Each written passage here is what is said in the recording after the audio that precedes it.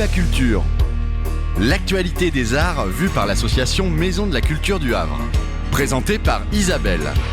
Viva Culture, l'émission de la culture dans toutes ses découvertes. Bonjour à toutes, bonjour à tous. Nous sommes heureux de vous retrouver pour un nouveau Viva Culture.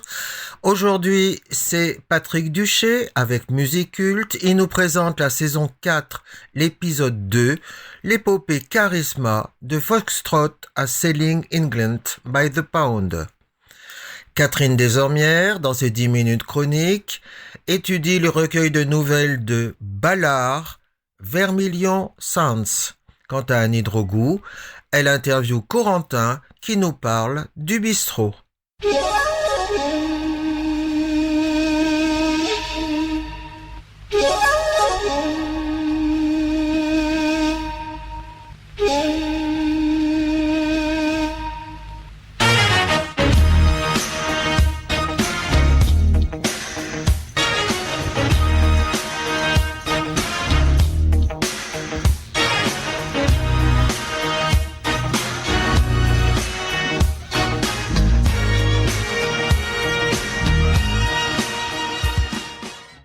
Musique Culte saison 4, c'est la saga Peter Gabriel en 12 parties, et aujourd'hui c'est l'épisode 2, l'épopée Charisma de Trespass à Selling England by the Pound.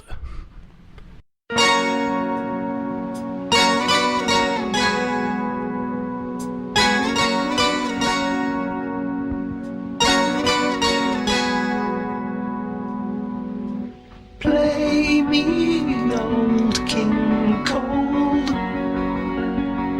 that I may join with you. All your hearts now seem so far from me. It hardly seems to matter now. Tony Stratton Smith a fondé la maison de disques Charisma en 1969. Un an plus tard, il signe Genesis après que son producteur John Anthony les ait entendus au club de jazz londonien de Ronnie Scott. Il deviendra le groupe le plus populaire de son écurie. Pendant l'ère Gabriel, la renommée du groupe ira croissante à tel point qu'il donna plusieurs centaines de concerts chaque année entre 70 et 75, année du départ du chanteur. En l'espace de 3 ans, les compositions réalisées collectivement devinrent de plus en plus travaillées et complexes, avec Gabriel et Banks présents sur quasiment tous les titres, tant pour les paroles que les musiques, même si rapidement le premier nommé prit la direction des opérations. C'est pendant cette période que des titres emblématiques furent composés, citons The Knife, The Musical Box, dont nous venons d'entendre un extrait, mais aussi Supper's Ready, qui faisait plus de 20 minutes, Watcher of the Skies ou encore I Know What I Like, qui leur donnera leur premier 45 tours. Si les inspirations initiales étaient teintées de surréalisme, de littérature enfantine, de personnages grecs, voire de références bibliques, le groupe se permit parfois des clins d'œil sur la société britannique des 60s et du début des 70s. C'est le cas pour Get 'Em Out by Friday, un titre de plus de 8 minutes imaginé par Gabriel, qui est une attaque virulente sur la spéculation immobilière, notamment à travers le personnage répugnant du Winkler, inspiré par l'entrepreneur Peter Rackman. Mais aussi l'album Selling England by the Pound qui fait coexister l'Angleterre ancestrale et celle du début des années 70. C'est aussi pendant ces années-là que Gabriel fit sensation en se travestissant sur scène, apparaissant tour à tour avec des ailes de chauve-souris, le sommet du crâne rasé, une fleur autour du visage, un costume en lamé argenté, un maquillage outrancier, un costume de Britannia, aux grandes dames de ses collègues de Genesis qui prirent ombrage de cette omniprésence. Walking across the sitting room, I turn the television off. Sitting beside you, I look into your eyes. As the sound of motor cars fades in the night time, I swear I saw your face change. It didn't seem quite right. And it's hello babe, with your guardian hair so blue. Hey my baby,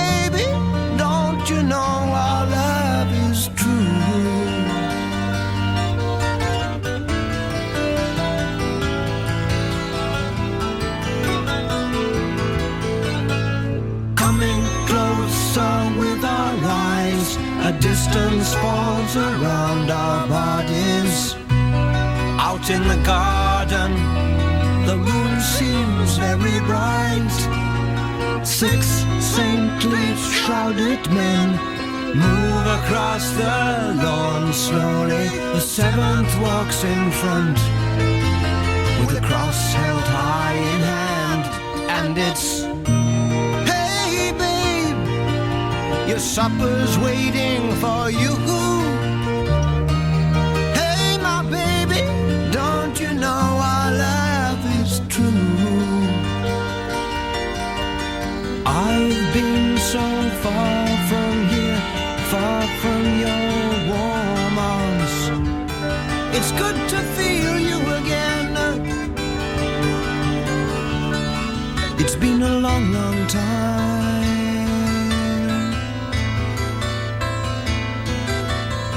Isn't it?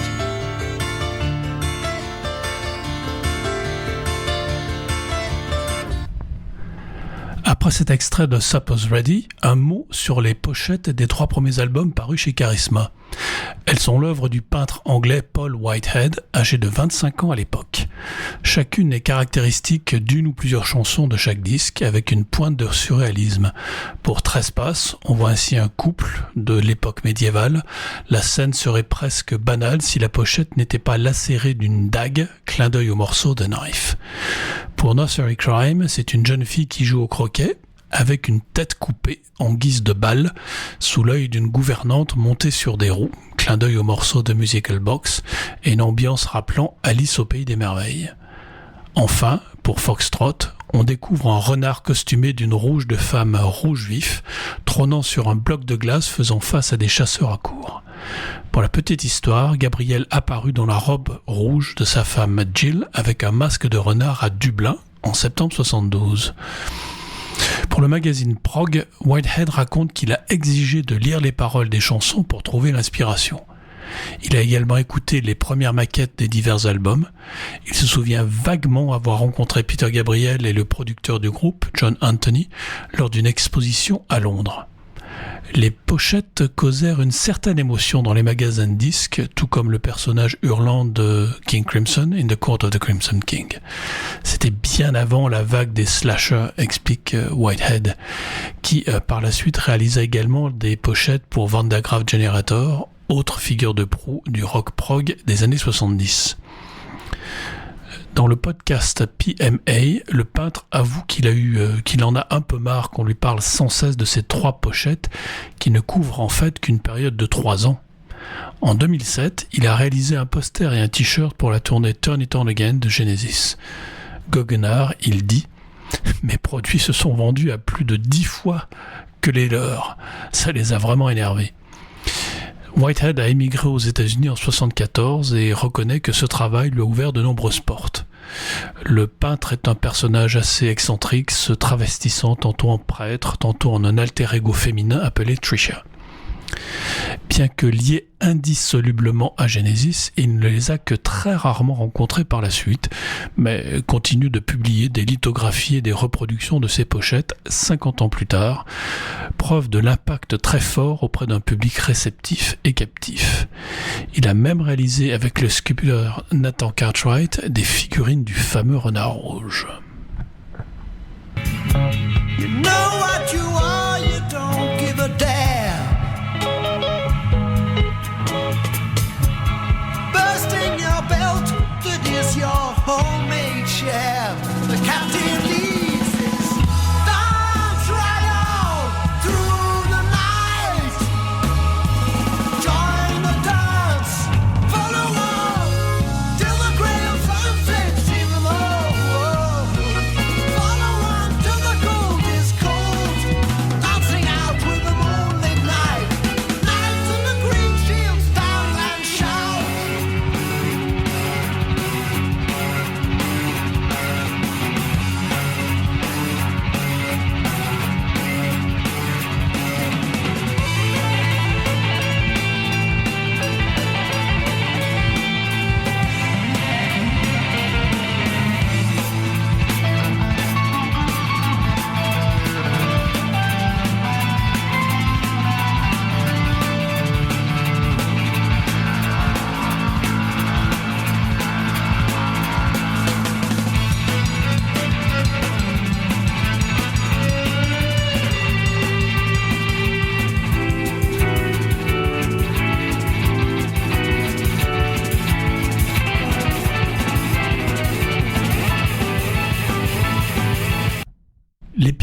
3 traitera du mythique album The Lamb Lies Down on Broadway. D'ici là, bonjour chez vous.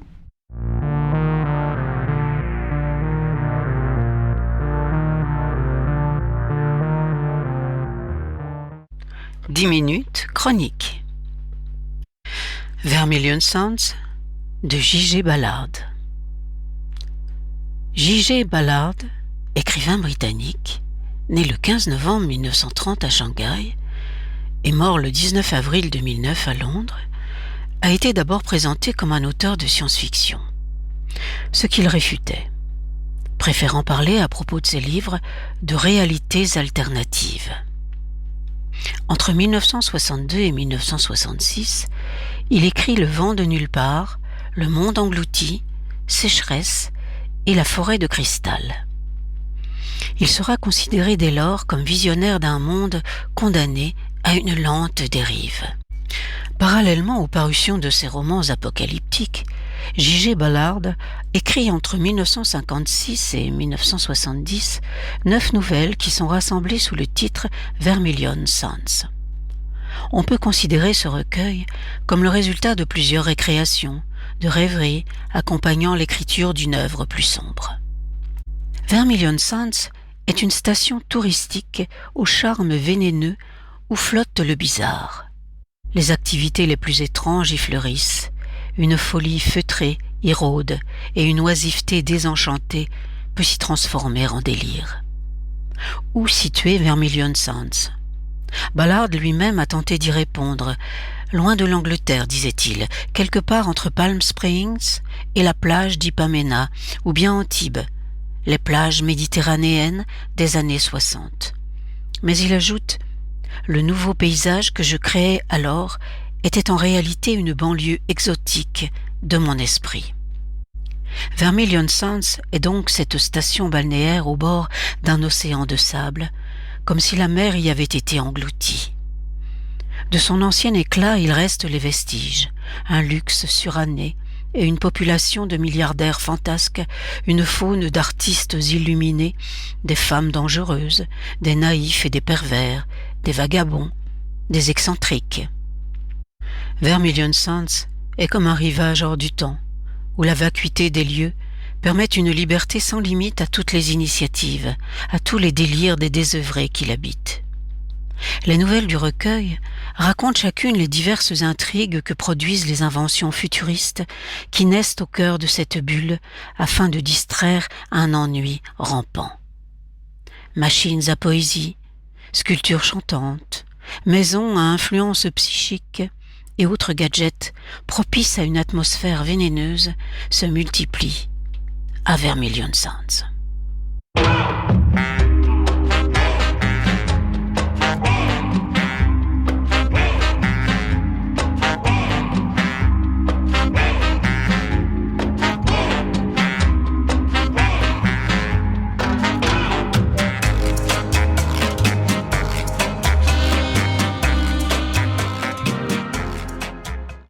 Dans l'édition augmentée parue chez Tristram en 2013, une 10e nouvelle a été ajoutée.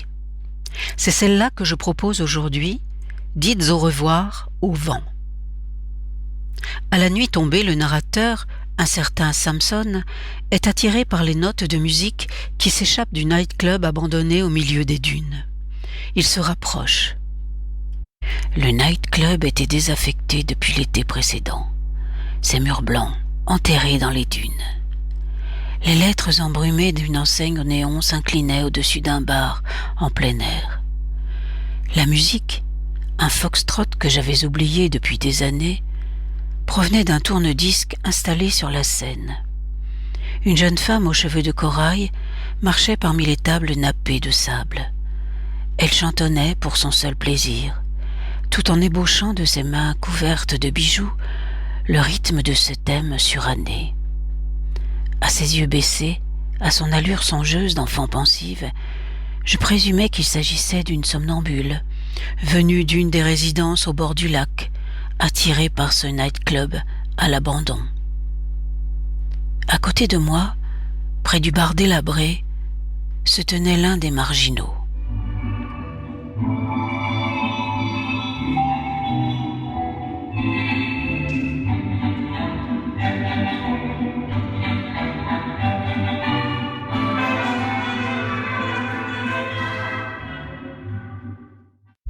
Quand le disque se termina, elle louvoya entre les tables et disparut dans le noir. Qui était ma belle voisine pour marcher avec l'assurance d'une somnambule et danser chaque soir avec les vagabonds dans le nightclub désert? Traversant Vermilion Sands le lendemain matin, je scrutais les villas au bord du lac dans l'espoir de la revoir. Samson est propriétaire d'un magasin de vêtements féminins. Ce matin-là, en arrivant à la boutique, il est accueilli par George, son associé, totalement affolé. Les robes sont en train de piquer une crise de nerfs. Oui, une crise de nerfs. Des robes. Il faut préciser que leur étoffe n'est pas ordinaire. Il s'agit de biotextiles. À Vermilion Sands, la particularité des tissus bio est qu'ils réagissent à leur environnement et aux émotions ambiantes. Les robes sont vivantes.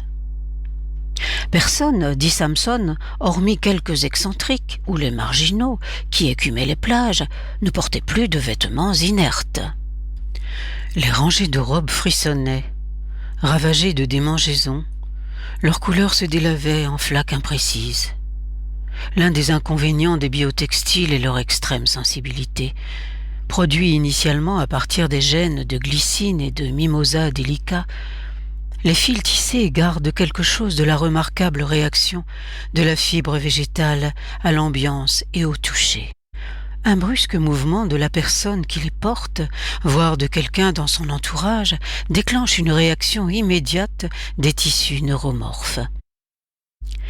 La première personne qui entre ce jour-là dans le magasin est la femme qui dansait la nuit dernière dans le nightclub désert. C'est Reine Channing, ancien mannequin international qui vivait retiré depuis plusieurs années et qui est de retour à Vermilion Sands. Elle vient pour renouveler sa garde-robe. Qu'y avait-il chez Reine Channing qui m'attirait tellement? En regardant George l'aider à choisir une brillante robe pastel sans écouter les murmures de ses voisines, il me vint à l'esprit que Reine Channing ressemblait à Ève enfant dans l'Éden de la haute couture. La vie jaillissait de ses doigts caressants. Je me souvins alors de sa danse avec le vagabond dans le nightclub abandonné. Pendant que le jeune chauffeur emportait ses achats, je lui dis « Je vous ai vu la nuit dernière au nightclub de la plage. » Plus tard dans la matinée, affolement et appel au secours, les robes de mademoiselle Channing sont devenues folles. Samson est appelé de toute urgence à la villa, sèchement accueilli par une assistante, elle-même dans une colère noire. C'était partout le chaos. Des robes gisaient sur les canapés, certaines blanches et inertes, ayant perdu toute couleur. D'autres s'étaient feutrées et étaient mortes, leurs bords recroquevillés comme des peaux de bananes séchées. 2 robes du soir drapées sur le secrétaire étaient devenues sauvages et leurs fils s'entremêlaient dans une macabre étreinte.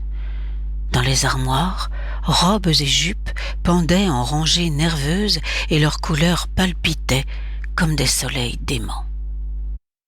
Samson réussit à calmer les robes, comme un dresseur de lions apaise une fureur sauvage. C'est ainsi qu'il se rapproche de Reine Channing. À l'époque, toutefois, je ne me souciais guère des raisons qui avaient poussé Reine Channing à revenir à Lagoon West. Tous les après-midi, je quittais Vermilion Sands pour aller la retrouver à la villa. Couchés sous l'auvent près du bar, nous regardions les couleurs changeantes du lac peint. Là, dans cette maison sans miroir, elle me contait ses rêves étranges. Le soir, au moment où commençait la musique dans le nightclub abandonné, nous traversions les dunes pour danser au milieu des tables nappées de sable. Qui avait apporté là ce tourne-disque et cet unique micro-sillon sans étiquette? C'est évidemment une étoffe qui aura le dernier mot de cette histoire. Dites au revoir au vent.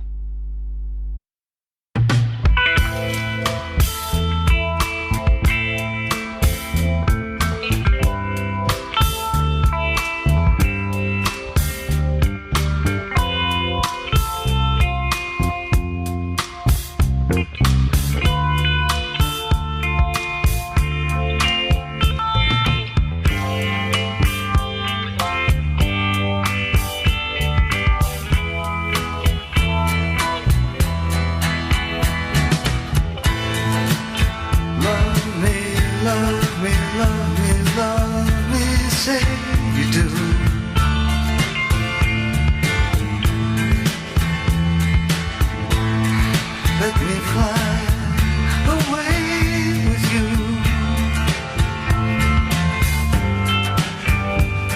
For my love is like the wind, and wild is the wind, wild is the wind.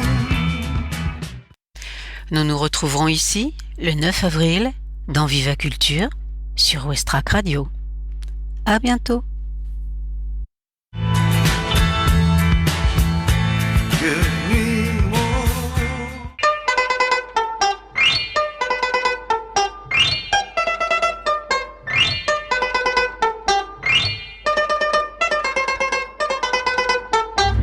Bonjour, aujourd'hui nous sommes en compagnie de Corentin de Jean de la Bâtie au bistrot. Quel est votre parcours ? Alors, mon parcours, il est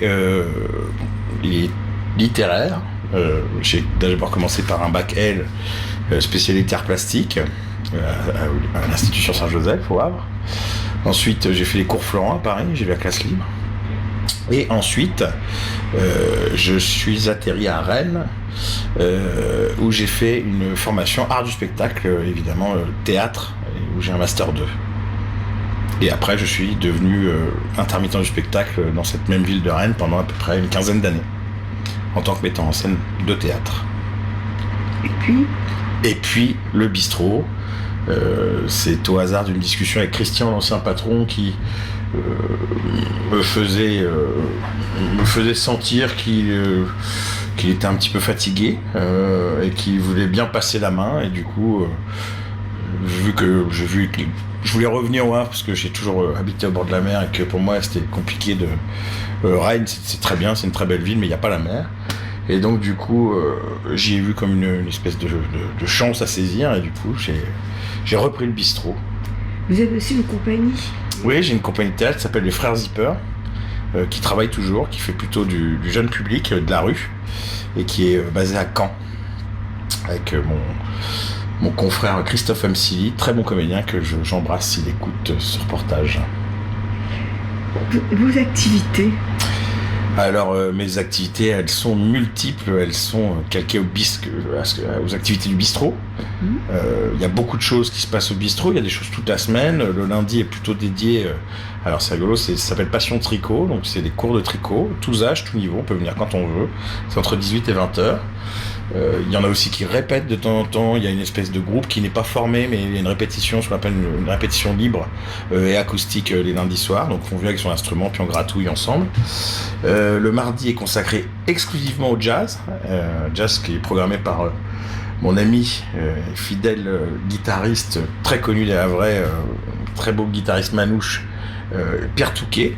Donc tous les mardis à 19h30 on a des concerts de jazz. Le mercredi est plutôt consacré à des choses littéraires comme du slam par exemple avec la bande à Magnès qui se produit tous les 4e mercredis du mois. Le jeudi c'est notre gros soir de la semaine, c'est les concerts avec de la pop, du rock, de la folk, on a un peu de tout. Le vendredi plutôt les quiz et les blind tests, donc on est plutôt sur du jeu, c'est plutôt des jeux d'apéro. De temps en temps on fait quelques vernissages, et le samedi c'est de la danse avec le Lindy Hop, le tango, et on a aussi de la musique irlandaise avec Didier Guyot que j'embrasse très fort. Jamais vous ne faites de soirée lecture ? On n'a pas, on en a fait, si, on en a fait.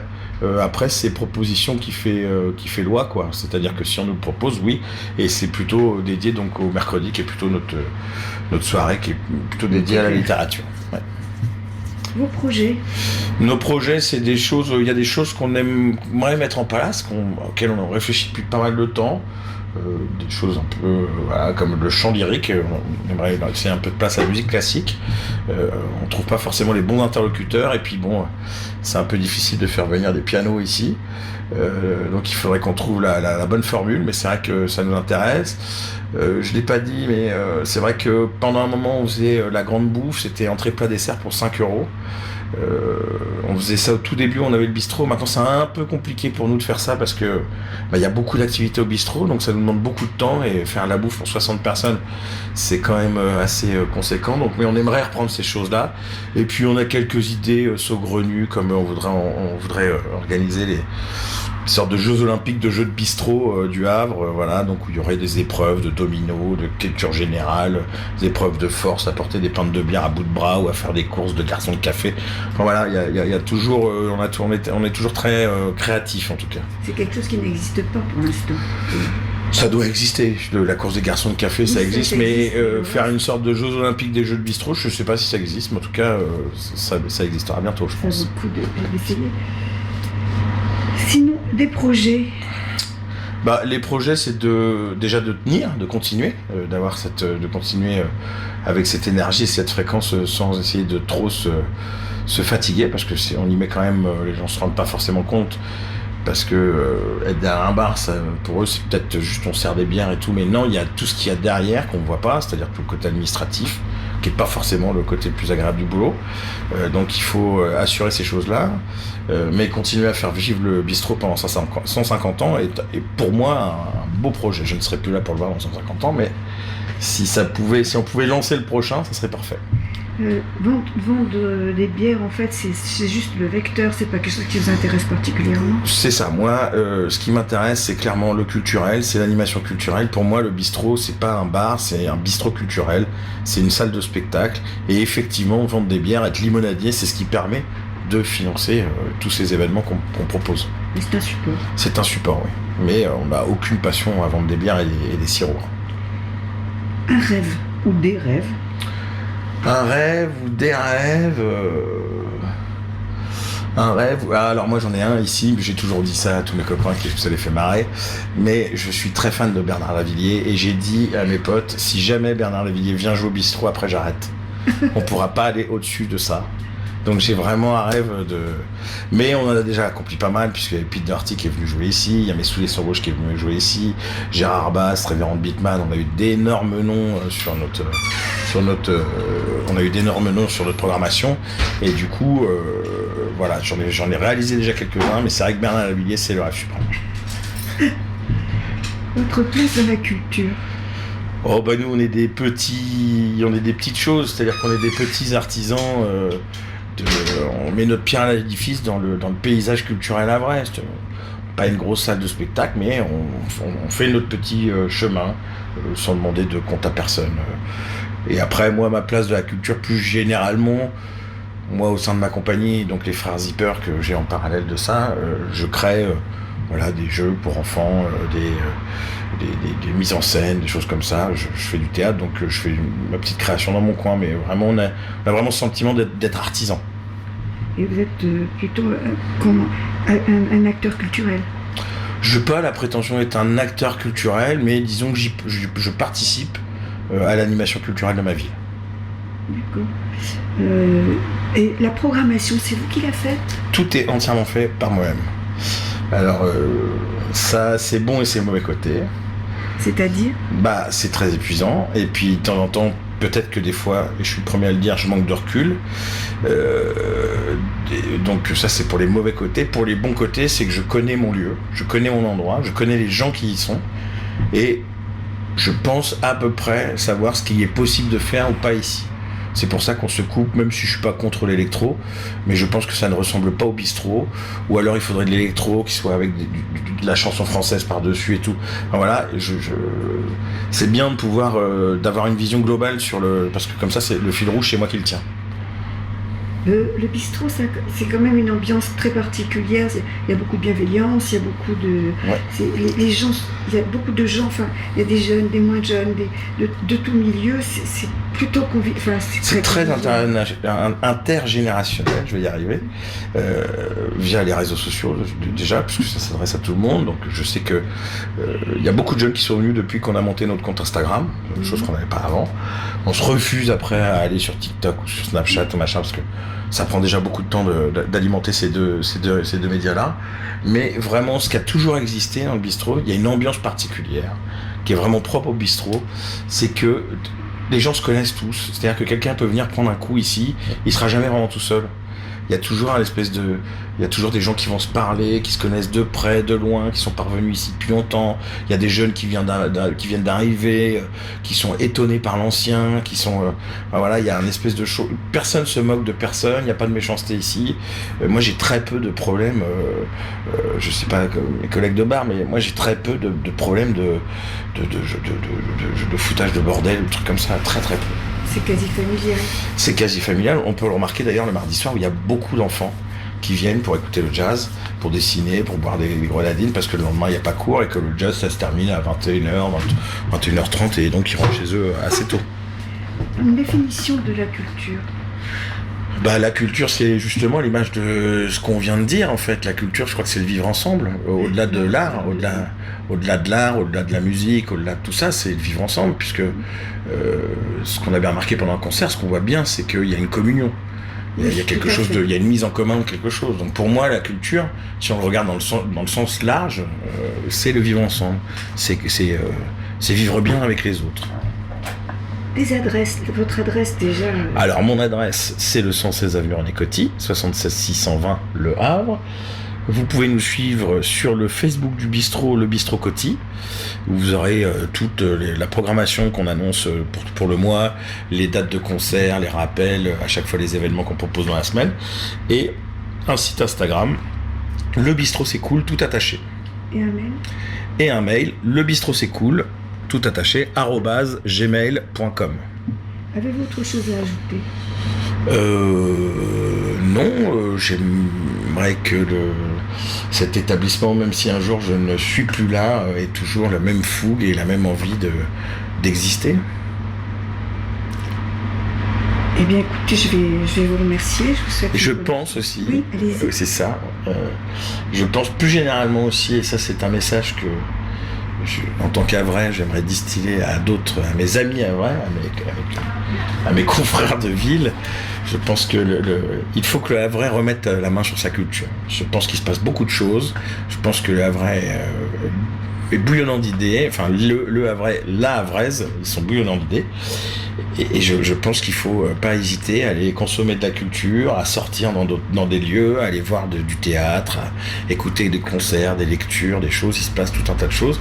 Et je pense qu'on doit mettre ensemble en place une façon de mieux communiquer sur nos événements. Il faut qu'il s'approprie sa culture. Il faut qu'il se remette la main sur sa culture, puisque voilà, il en a, mais il faut qu'il fasse encore des efforts supplémentaires pour aller consommer de la culture, c'est important. Eh bien, je vous remercie, puis je vous souhaite une bonne soirée. Alors, moi de même. Alors, ce soir, c'est soirée tricot. Ce soir, c'est soirée tricot. Eh bien, bonne soirée.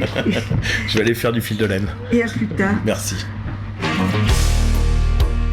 C'était Viva Culture, une émission proposée par l'association Maison de la Culture du Havre, présentée par Isabelle Royer, réalisée par Tiffaine Rago et Mathieu Le Chevalier. Dans notre agenda culturel, notez dans le cadre du Volcan Junior la pièce de David Lescaut, J'ai trop d'amis. C'est le 1er mars à 18h30 et samedi 4 mars à 17h. Il s'agit d'un spectacle réservé aux jeunes et leurs familles qui viennent d'entrer en 6e. Finalement, elle n'était pas si terrible cette rentrée. C'est parti pour la 6e et c'est maintenant que les vrais problèmes commencent. Se faire des amis ou des ennemis parmi la foule d'élèves qui peuplent le collège, veiller à tout prix à sa réputation, ne pas paniquer quand paraît-il une fille s'intéresse à vous, etc. Voilà, rejoignez-nous, adhérez, réadhérez, faites adhérer autour de vous, consultez notre site et notre page Facebook. À bientôt.